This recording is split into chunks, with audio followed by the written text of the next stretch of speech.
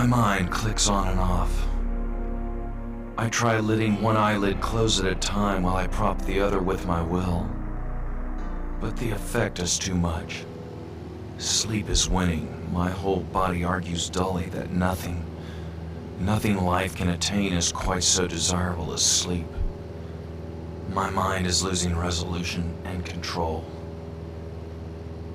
Flying solo for 33 hours and 30 minutes straight, his objective was to be the first to fly nonstop from New York to France, while Charles Lindbergh made history by traveling over 3,600 miles across the Atlantic. He also provided the aviation community with insight as to what it's like to fly when one is deprived of sleep or simply too tired.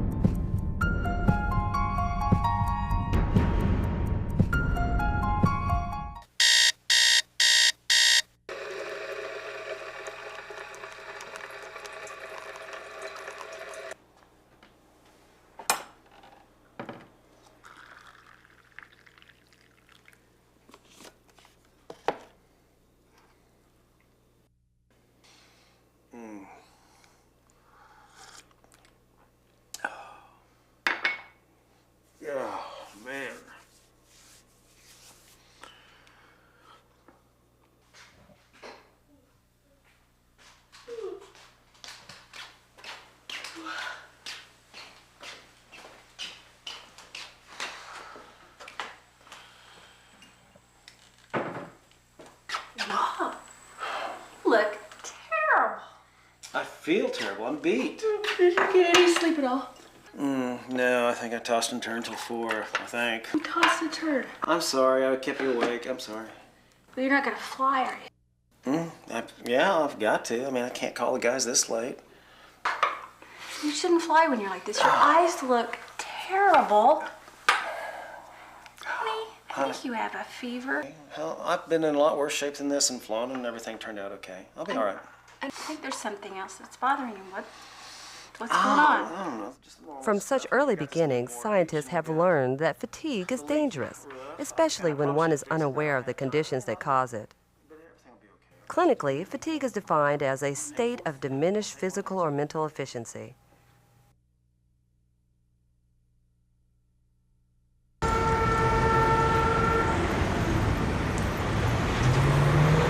Numerous occupations necessitate that their employees conduct shift work. Businesses are just now beginning to redefine what is considered appropriate work limits aimed at reducing fatigue on the job. In aviation, commercial pilots are familiar with working alternate time periods while factoring in the crossing of multiple time zones and changes in work schedule. However, it must be realized that any pilot that is fatigued before flight and then flies is subject to the same dangers as the commercial pilot flying long legs over multiple time zones. It's important to recognize that employees who work shifts may be affected by both short-term and long-term fatigue. Shift workers subject themselves to increased risk of lowered alertness and reduced performance capacity, especially during the first few days following a shift change. Because of the natural tendency for humans to want to extend the day, it appears that it is better to shift forward in a time change or move clockwise when changing to a new shift.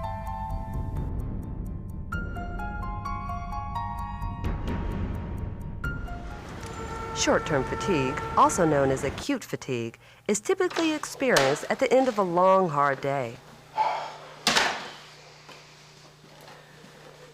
While long-term fatigue, also referred to as chronic fatigue, develops over a period of time, it can sneak up on you and has serious physiological and psychological effects. Fatigue is something that affects everyone, particularly those in the aviation community. A NASA study of regional airline pilots found that 89% rated fatigue as a moderate to serious concern. 88% say that fatigue is a common occurrence, and 86% of regional airline pilots report that they have not received any training from their companies on the topic of fatigue. Here are some observable effects of fatigue. loss of appetite, weight loss,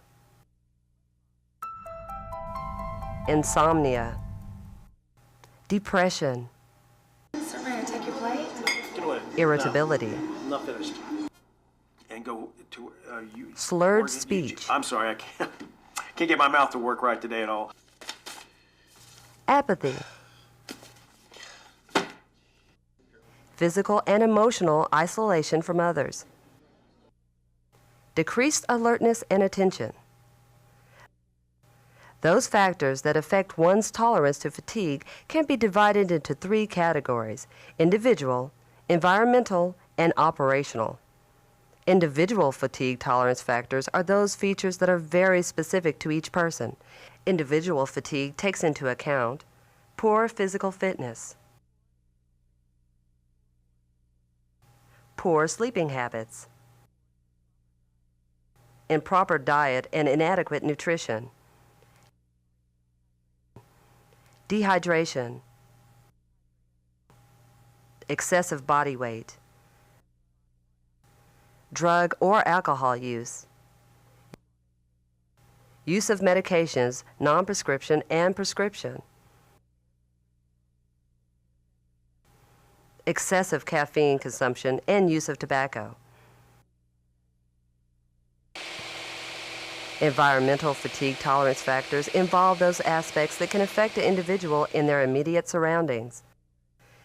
Environmental fatigue is caused by family, work environment, bad weather during flight, noise, vibration, G-forces, high and low ambient temperatures, and low humidity. The last fatigue tolerance factor is operational. Operational factors include the type of work performed and when it is performed.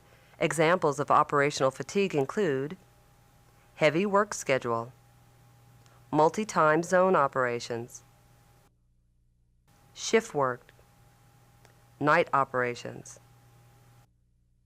Obviously, there are many factors that can affect one's susceptibility for fatigue. The major causes of fatigue are emphasized by sleep loss, work schedules, circadian rhythm disruptions, recreational or extracurricular activity. During sleep, the physiological and psychological functions of the body get refreshed. Some very interesting but basic concepts have been derived from sleep research studies which are useful when learning to limit personal fatigue. Sleep is as necessary as food and water. Humans require about 7 to 8 hours of sleep each day. Your personal sleep requirements may vary, and the amount and quality of sleep you get is likely to change throughout your lifetime. Because of these changes, people tend to underestimate their sleep requirements. Sleeping fewer hours per day than what is required results in sleep loss or a sleep deficit. This loss is cumulative and results in sleep debt.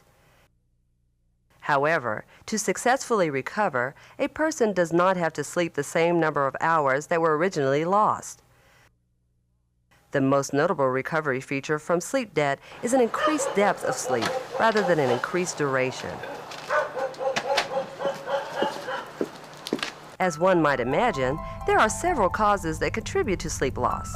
They include circadian rhythm disruptions, sleep disorders, use or abuse of alcohol and drugs, excessive consumption of caffeine, bad sleeping habits, an uncomfortable sleeping environment, use of sleep aids. Over time and with age, nighttime sleep becomes shorter, lighter, and more disturbed, with more awakenings. Regardless of the cause for sleep loss, the physiological effect is fatigue. Some normal daily activities may disrupt normal circadian rhythms, which may lead to sleep loss and fatigue. Circadian rhythm is defined as a biological cycle of approximately 25 hours. This rhythm determines the physiological behavior or activity levels of all body functions. the succession of day and night, changes in ambient illumination, the timing of meals, as well as physical and social activities all affect the circadian rhythms of the body. As a pilot, the greatest threat to your circadian rhythms is flying through multiple time zones. A rule of thumb for time adaptation is this: for every 1 hour of change, 1 day is required for adaptation, with complete adaptation taking at least 3 full days. It is easier to adapt to time changes for westbound flights because it involves extending the workday, rather than eastbound flights where the day is shortened. Since everyone is physiologically different, factors affecting adaptation rates will vary with each individual. Vacations, social events, and recreational activities tend to disrupt normal sleep habits and circadian rhythms. As a result, we tend to overestimate our energy levels during these functions. The fatigue problem begins when we are required to return to our routine schedule after participating in such activities.